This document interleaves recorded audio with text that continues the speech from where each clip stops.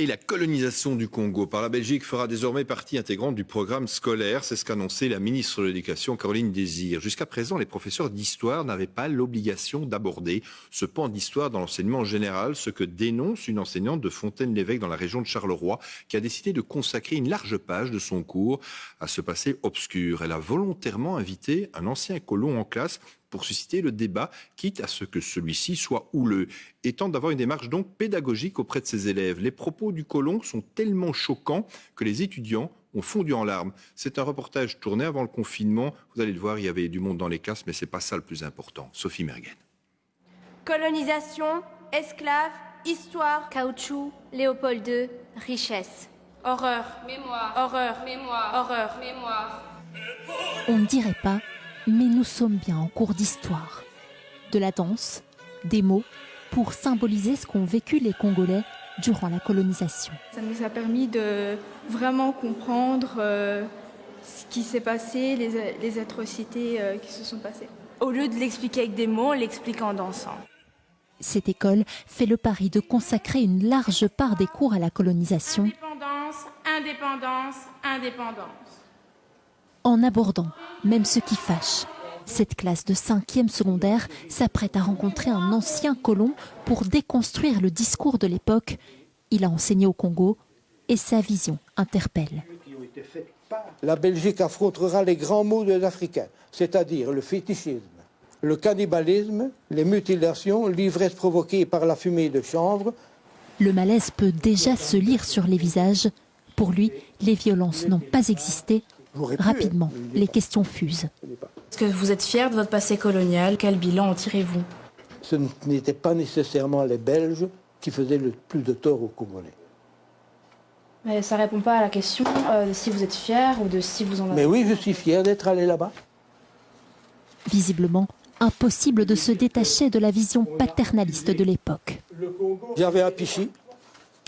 C'est quoi un pichi? C'est un cuisinier. Il était payé ou vous l'aviez... Ah oui, bien sûr. Ah oui. Quel que soit le noir, entre guillemets, excusez-moi mademoiselle, mais c'est comme ça, quel que soit le noir qui travaillait pour un blanc, était payé. La seule élève noire de la classe a du mal à contenir ses larmes.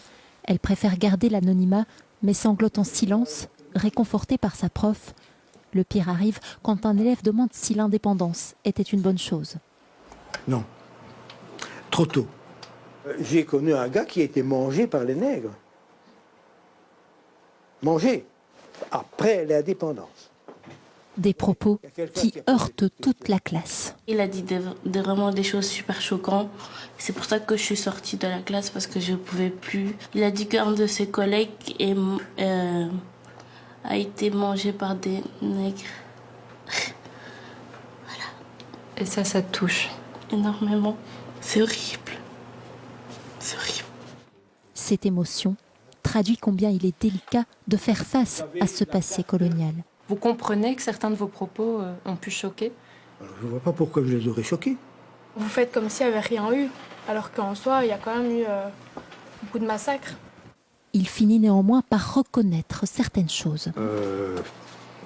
Nous avons imposé à ces gens-là quelque chose qu'ils n'avaient pas besoin.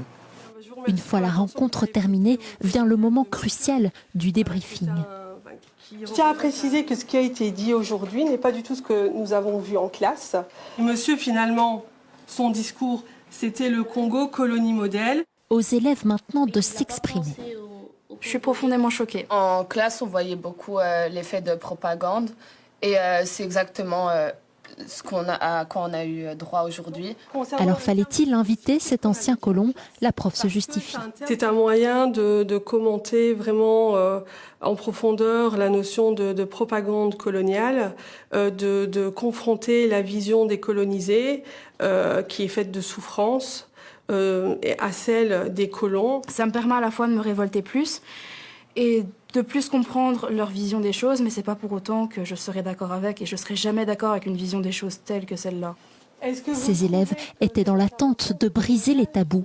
Ils espèrent désormais être des passeurs de mémoire.